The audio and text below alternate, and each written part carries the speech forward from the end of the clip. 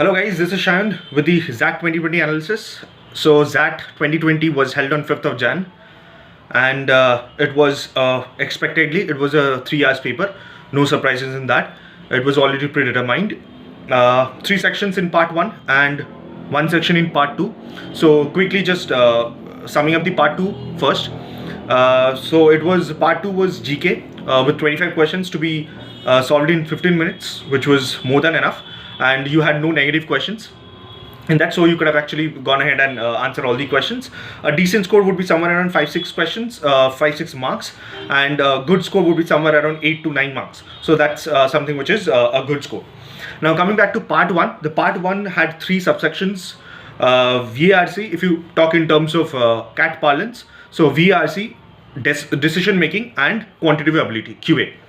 So decision making had 21 questions, verbal had around 26 questions, and quantitative aptitude you have around 28 questions. So I think 49 plus 26, yeah, 75 questions out there.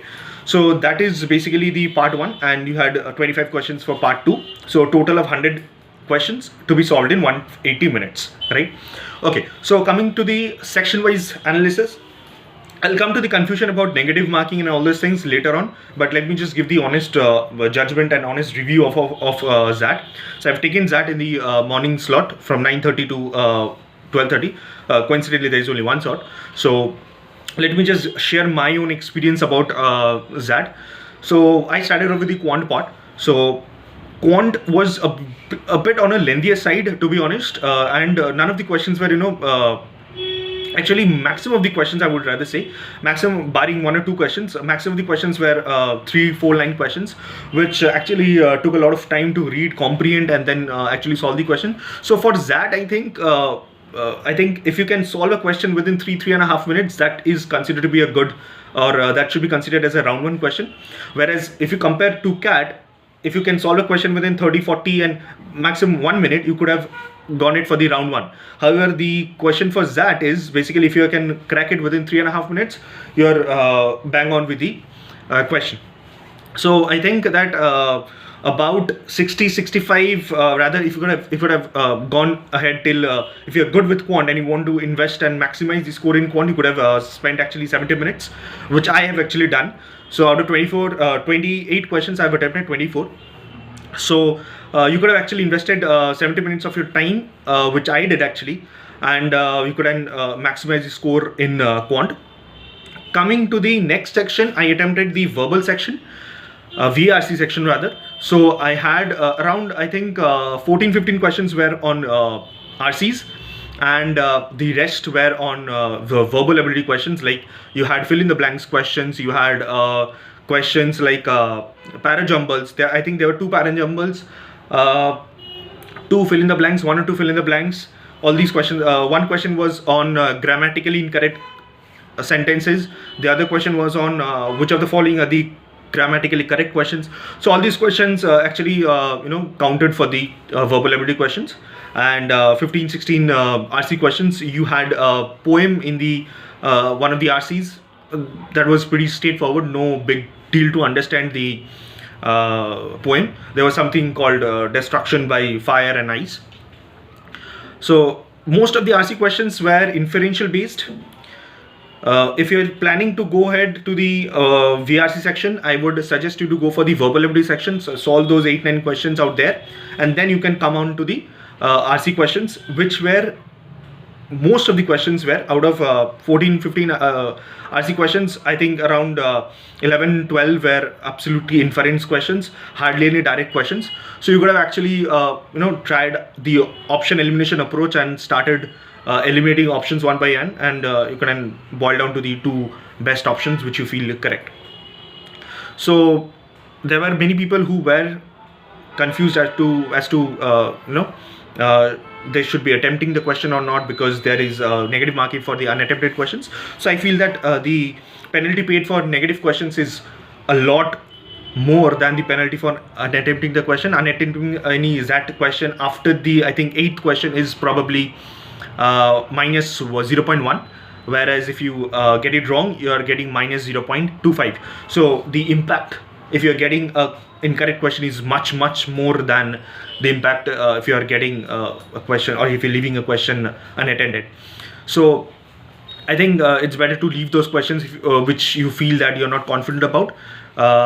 So a decent number of attempts out of 26 would be somewhere around 16, 17. That would be a decent number of attempts with a 85-90% accuracy. That would be not even 90%. I think 80%, 85% accuracy would be good enough to clear the cutoffs and also get the 98 or 99th percentile. Okay, so that's about the verbal ability section. Next comes the DM section. Glad to see that DM sections had very small sets, as in the data given were very small. Hardly any much data, probably 6 lines, 7 lines at max the data. There was one DM set which was on some online purchase by a customer, and there was some pillow covers that was purchased. The online delivery seller delivered a different type of a pillow cover. So that was based on some dilemmas, the ethical dilemmas and the business dilemma questions were also there.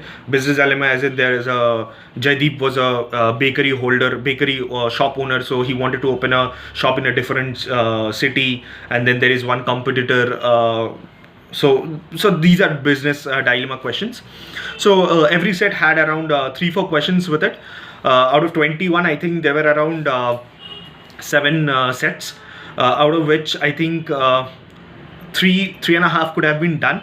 But the most important thing is that none of the questions were very easy and straightforward questions. So there were a lot of ambiguity in the decision making questions.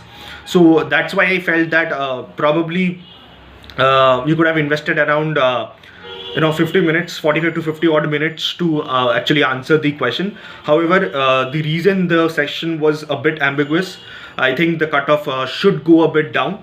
So normally the DM cutoff is on a higher side among the 3 sections. So I think that this time it should go down by around 2.5 marks in that case. Okay, now coming on to the now what is a good score in DM? Out of 21 questions, I think around 13 questions, 13 correct would be actually good enough for the 99th percentile. I'm not that sure about the DM part because it was quite ambiguous, and even I'm not sure कि कौन सा वाला सही है. I cannot just 100%ly say that this one is correct or not. So there was some ambiguous. I feel that 13 questions could have been the cutoff. Next, quant section. As I said, the quant dominated with arithmetic and geometry.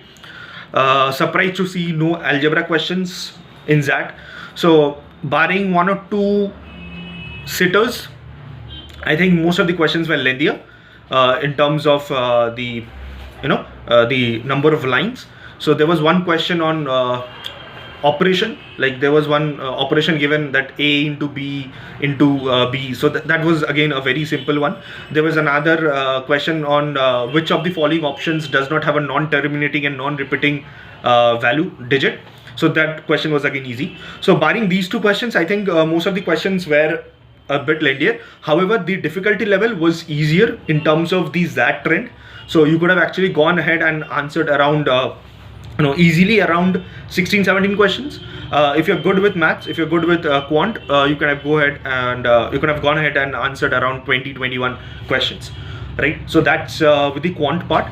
So now coming to the overall part, I feel that a score of probably 34, 35, 36 would have actually fetched you the XLRI calls.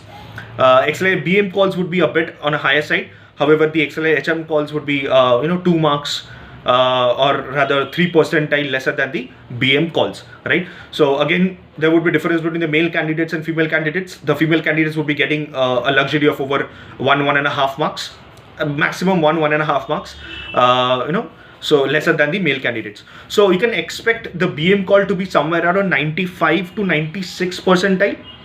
I'm talking about percentile. If you're good with the ACADs, if your ACADs are good enough, so you can expect a call at 95 percentile. Converting it would be requiring a good GDPI, as in a good PI and VAT. For XLRI HRM course, you can expect the calls at 93 to 94. So that has been the trend since the last couple of years in XAT. Other XAT taking institutions, you can go ahead and check their website whether the applications are still open or not. So that's it for today. This is XAT 2020 analysis. Signing off. Bye bye.